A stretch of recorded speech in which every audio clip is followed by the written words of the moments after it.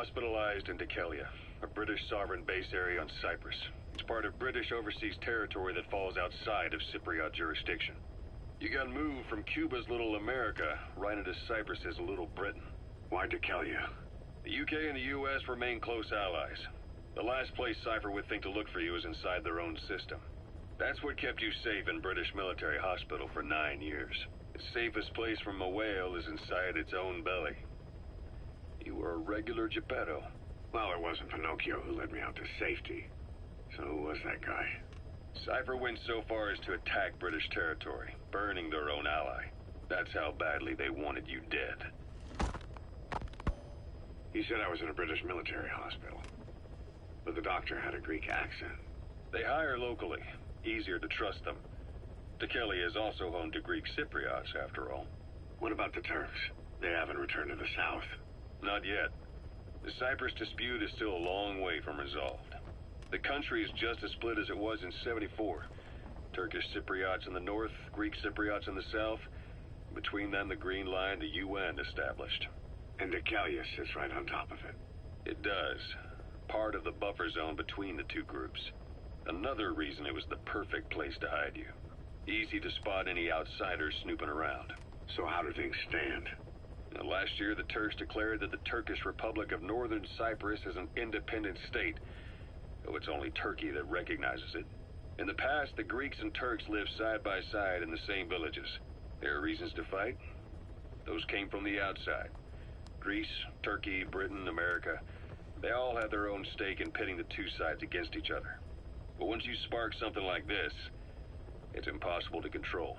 Both sides build up grudges like debt, without the foresight to see that each act of revenge just fans the flames.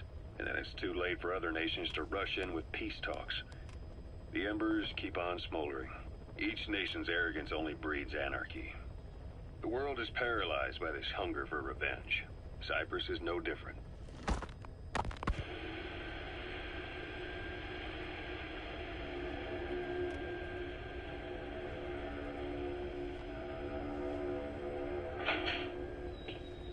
You're up.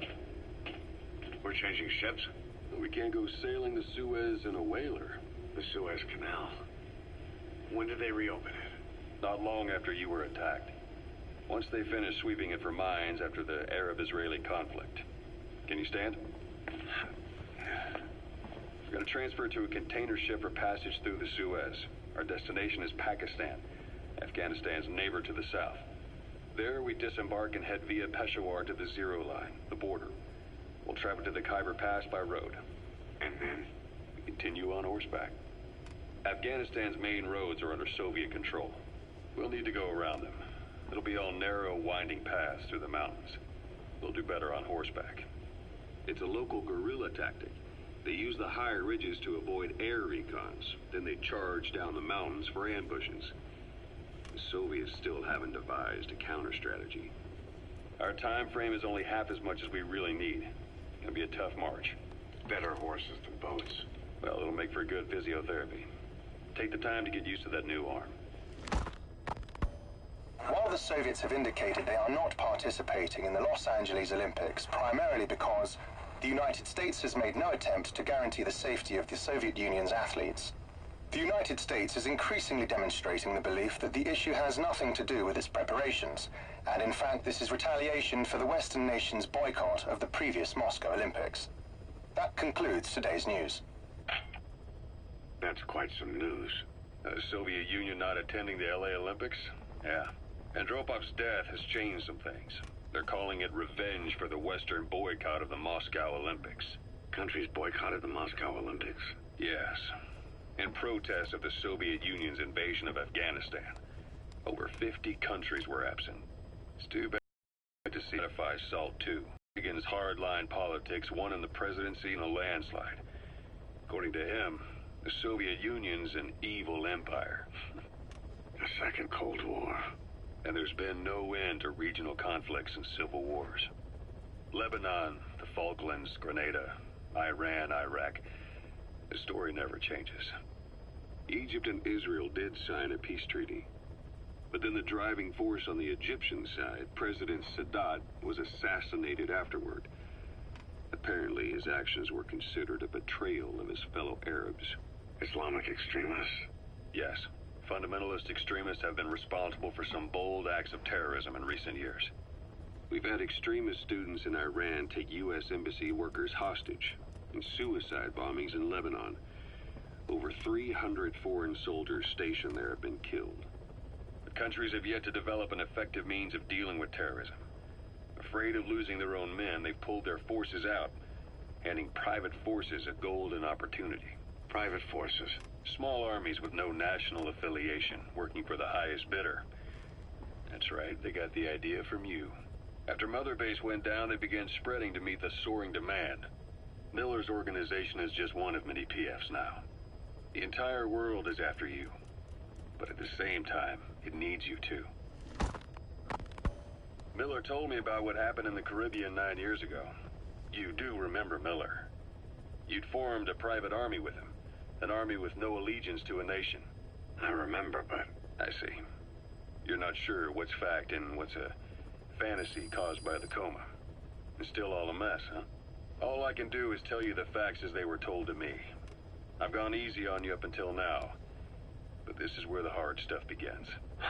1974, the year before you entered your coma. You were in Colombia, operating with a small unit of men, basically mercenaries.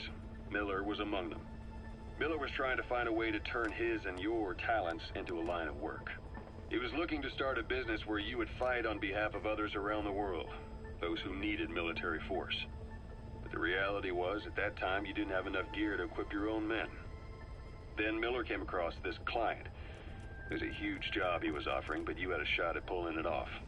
You accepted it and headed into Costa Rica. The client even threw in an offshore facility in the Caribbean. The Mother Base, that would be your new base of operations. Miller sure did have a head for business. As your mission went on, your unit grew and grew. More weapons, more money. Before you knew it, you were commanding 300 men. As the organization got bigger, your military powers swelled to match. It got so the international community couldn't afford to ignore you. You were just too damn successful for your own good. You, your men, had worn out your welcome. Everyone was out for you. East, West, First World, Third. It was only a matter of time before someone took you down. And that was XOF. Officially, they're an anti-terror unit under the CIA. In reality, they're Cypher's private strike force. They lured you to Cuba using Chico, the Nicaraguan revolutionary kid, and Paz, a mole who worked for Cypher as bait. While you were gone, XOF, posing as a nuclear inspection team, stormed Mother Base. At the same time, C4 they placed on the strut legs went off. The whole thing went down in minutes. XOF. Kisses and hugs followed by a big FU. All because of Miller's blind spot. A back door into Mother Base no one suspected. You remember a certain scientist. Huey was responsible for bringing the inspection team on board, giving the enemy a perfect opportunity to hit you at home. You were returning from Cuba when it happened. Mother Base came damn close to taking you with it into the Caribbean. Those of your men out on assignment returned right away. They refused to believe the wreckage in the water they found was Mother Base. But they checked the coordinates again and again, until reality finally settled in. You were supposed to die that day. That was XOF's primary objective. As far as most folks know, you did. The first doctor to see you wasn't even sure what he was looking at. Before they'd even finished operating, your men moved you to that hospital in Cyprus. It was a woman named Eva who arranged that. Rings a bell, huh? Most men in your condition would have been written off right from the start. But you survived. You went straight down to hell, and they pulled you out. Your eye wide open. Full of venom. The days of Naked Snake are long gone. Welcome back, Venom Snake. This world still needs you. Here, Snake, try this on. A prosthetic arm. Yeah, Miller was calling it the arm that wasn't there. The physiotherapy's going well. Your arm's bulked up enough for it to fit. There. Perfect. A little time with it, and it'll work better than the real thing. What do you think? Huh. I can still feel my real arm. Well, you better get used to this one quick. You have any pain? Every now and then. Where? My fingertips. My left fingertips. Sounds like phantom pain. Your brain still remembers your old hand. Yeah. What about your vision? Can you see okay? Yeah, at the moment. Now, the shrapnel in your skull is pressing on your optic nerve. I'm told any hard impact could have an effect on your visual cortex. Yeah. The doctor mentioned that. Your brain might process visual information incorrectly. In other words, you could have hallucinations. You might see things that aren't there, or not see things as they really are. You experience any of that? I think so. When? Right after I wake up. Colors look faded. Colors, huh?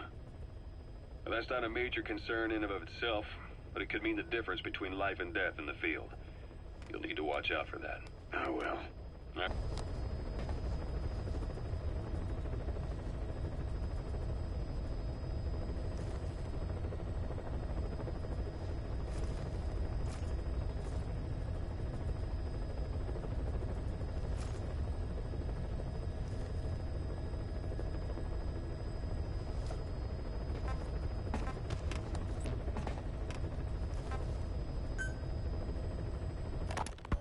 Ocelot. I hear they started calling you Shalashaska in Afghanistan. What's that about? You know the term Sharashka? It's slang for a suspicious, hastily thrown together organization. The word became associated with a type of forced labor facility in the Soviet Gulag system. OKB scientists and engineers who'd been convicted of crimes were sent to a Sharashka for forced R&D. The Sharashkas were supervised by Lavrenti Beria of the NKVD, the secret police, under the official name 4th Special Department. Forced research? That's not very different from what we do here. Diamond Dogs is different. Everyone here believes in you. Regardless of where they came from or why they're here, they revere you. And they're fighting because it was their choice. And if it wasn't, they'd leave? Who knows? That's our reality here, whether it's real or not. If there's another truth, I don't want to know it. All that matters is that's the concept that's taken shape in their heads. The traces of a group ideology, our superstructure, to put it in Marxist terms. All right. Go on. Right. So anyway, at some point the enemy started calling me Sharashka. This was after the war in Afghanistan broke out. While I was keeping an eye on you in that hospital, I was also heading up interrogations here. The men I broke gave up their comrades and families, everything they wanted to protect them most. No real cause for it. I just let myself get caught up in the old Russian pride. And suddenly I received the honor of becoming Special Interrogation Advisor to the forced labor camps.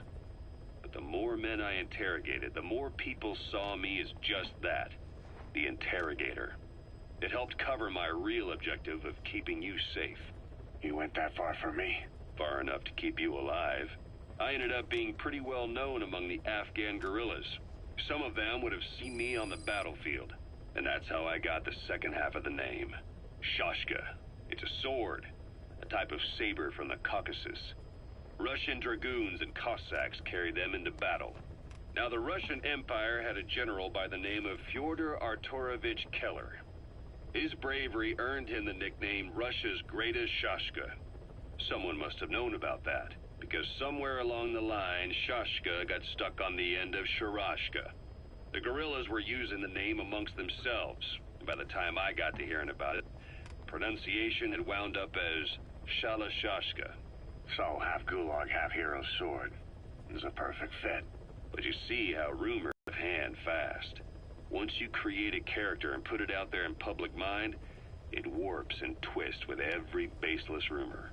And before you know it, all people see are phantoms. In my case, it works out just fine. I'm plenty used to working under aliases.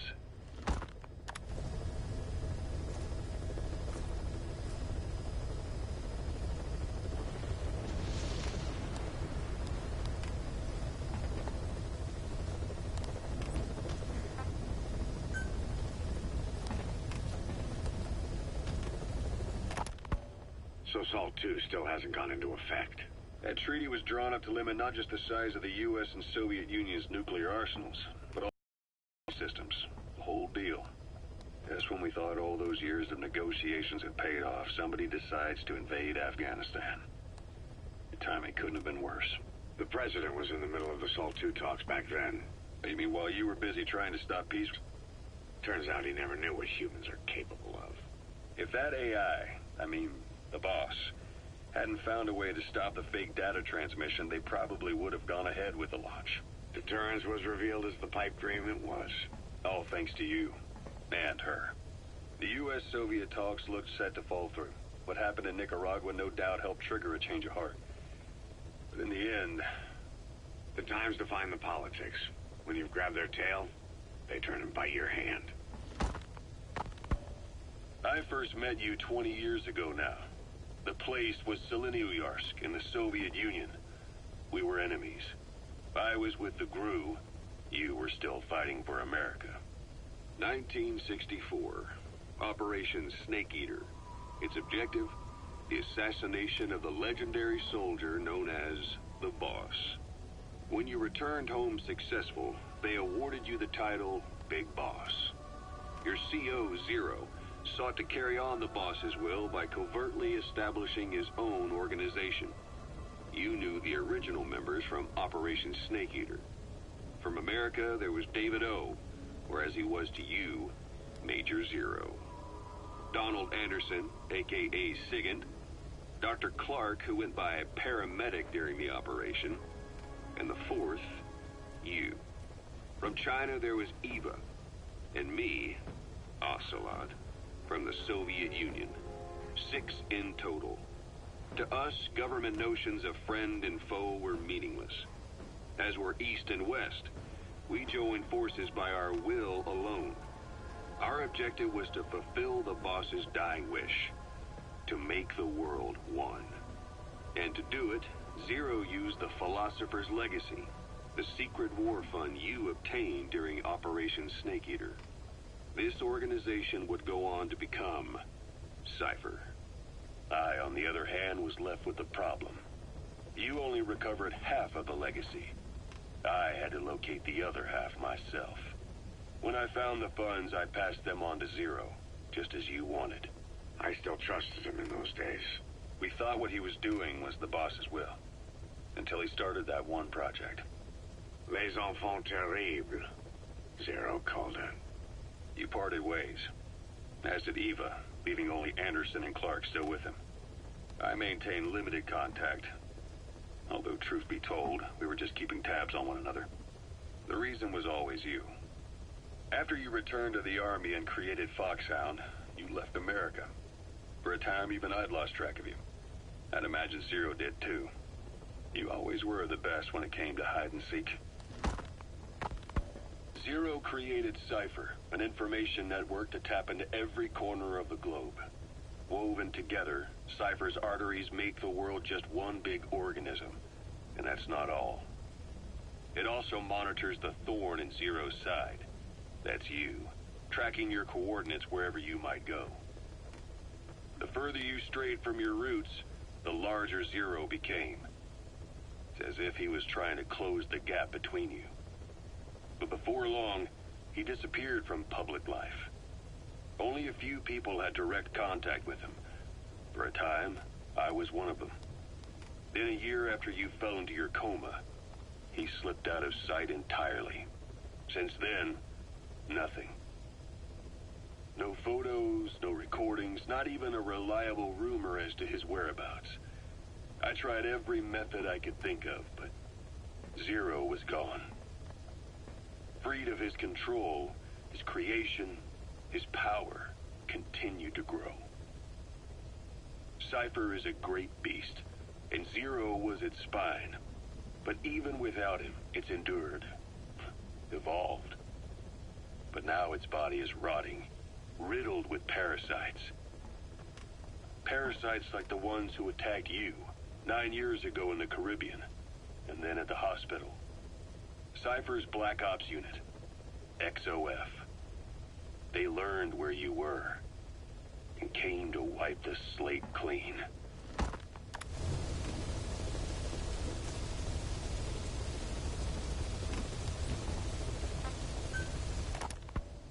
Christmas Eve, 1979, the Soviet Union rolled into Afghanistan. Muslims had revolted against the Soviet-friendly regime established the year before. The DRA forces could no longer contain it themselves, so the Soviets went in to intervene. The Afghan government was powerless and fraught with infighting. They lost the hearts and minds of the people, and that alarmed the Soviet leadership. With the Islamic Revolution happening in Iran, the Soviets felt they had to act fast or risk the spread of Islamic revivalism. A superpower, sending a motorized rifle division against men on horseback with antique rifles. Everyone thought it'd be over in an instant. Only it wasn't. Some Muslims made their fight a jihad, a holy war, and began a guerrilla campaign on all fronts. A war of attrition. These fighters call themselves Mujahideen. They're being supported by the West through Pakistan. That's why Miller was involved. He was training them near the Zero Line, sponsored by the CIA. The war has become a nightmare for the Soviet troops stationed here. They thought they'd be headed home in 6 months at the most. Then a year passed. 2 years. Now here we are 4 years on with no exit in sight. Afghanistan has become the Soviet Union's Vietnam. The Soviet troops on the ground want to go home, but at least they have homes to go back to. The Afghans have lost theirs. The Soviets destroy the kishlaks, villages, wherever they can. They burn down homes and fields, fill in wells, turn pastures into minefields. It's created a mass of refugees who fled to Pakistan. If the Mujahideen are fish swimming around the villages, the Soviets will go so far as to dry out their ocean. But this has had a big price. There's bitter resentment among the Afghans, and they're taking out their anger on the soldiers on the front lines. Among the Mujahideen are the Pashtun people. They're fiercely devoted to their code of Badal, or revenge. Soviets they've captured have had their hands, feet, and noses cut off before being left to die at the side of the road, just to show their comrades what they're capable of. Friendlies who come across them can do nothing but put them out of their misery. Then they burn down another village in retaliation, and the cycle of vengeance goes on.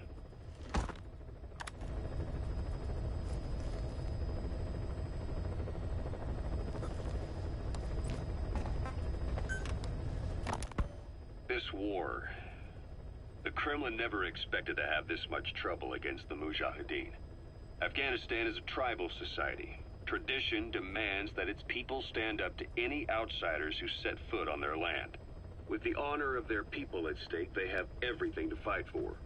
No matter how hard the Soviets hit them, they continue to appear out of nowhere, striking back, then vanishing again. But there's one thing even the Mujahideen fear. Every last one of them. The Soviet gunships. They're highly maneuverable and equipped with massive firepower. Plus, the underside of the fuselage is heavily armored. The Mujahideen can barely scratch them with their small arms. Anyone who hangs around gets mowed down by the gunship's heavy machine guns. This new honeybee weapon that was given to the Hamid fighters, it's no doubt something to help them strike back against the gunships, which makes it a weapon that could change the course of the war. Those guerrilla fighters known as Mujahideen don't actually belong to a single organization. Afghanistan is a multi-ethnic country. You've got the Pashtuns, the Tajiks, Uzbeks, Hazaras, and each of them is split into their own tribes, large and small. Each ethnicity has several rebel organizations that their various tribes gather under.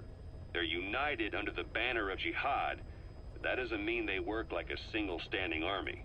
Just look at the area around Smasy Fort. A lot of Tajiks used to live there, but they fled after the Soviets started their Scorched Earth campaign. With the area uninhabited, the Hamid fighters, who are Pashtun, decided to move in. The Hamids are based out of the city of Peshawar. We passed through it on the western edge of Pakistan. The Pashtun people have long lived in Afghanistan and western Pakistan. They used to travel back and forth frequently. Then Britain went and established the border that still stands today. The Hamid fighters get generous support from the Pakistani government. The government wants to use them to secure influence over Afghanistan. Their liaison with the Hamids is Inter-Services Intelligence, and behind the ISI, you have the CIA. That's probably how the Honeybee ended up in the hands of the Hamid men.